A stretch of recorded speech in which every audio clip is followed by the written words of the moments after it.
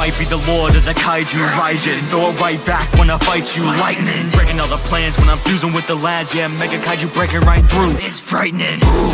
Japan, I'm the bomb. How these kiddies crying to their moms. Alien, heading straight to Fuji when I roll up. Scary and eating every human fruit roll up. Only 4 from the 3, you ain't messing with. Welcome to Kaiju Theater. Now, I was going to do these all at the same time, but I feel like because there was a runtime of 2 hours and 11 minutes, I've decided to break up. I've been looking forward to reviewing these. I've got the second one coming up with anticipation. We were talking about Pacific Rim, the 2013 Guillermo del Toro film. Approximately 2 hours and 11 minutes long. Gets a 6.9, which should be a much higher rating on IMDb. Now, let me give you a little bit of history with this film.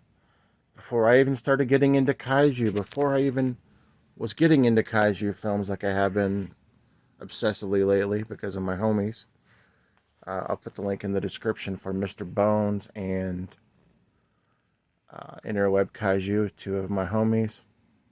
And even Interweb Kaiju and Jennifer Tochi even likes Kaiju. Hell, the whole world likes Kaiju. At least most of the people. And I, for some reason, it's not that I didn't like it, I just wasn't used to it. I seen this movie at the theater when it first came out. I remember going and seeing it, and I was blown away by it, and that's before I knew anything about Kaiju.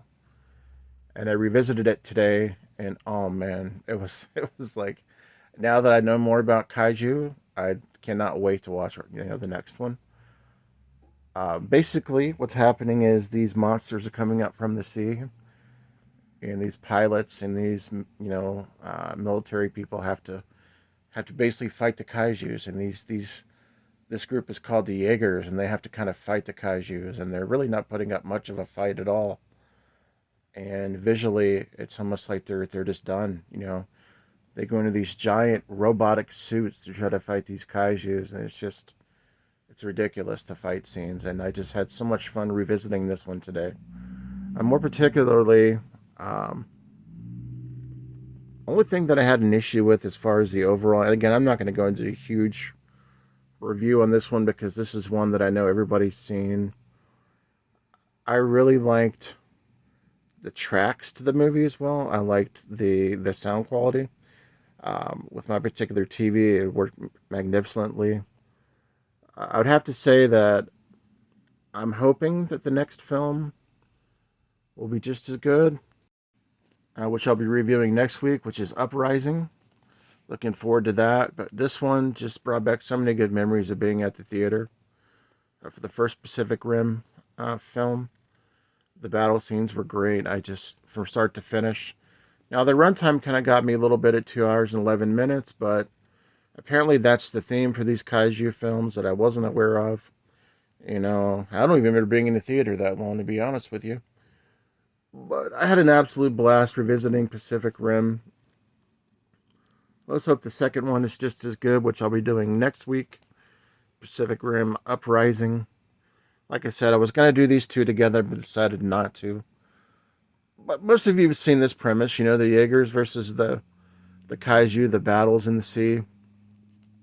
And the big, huge robots, basically, fighting the Kaiju. Don't really have a whole lot to say about this because second time I've watched this, and I just thought it was brilliant.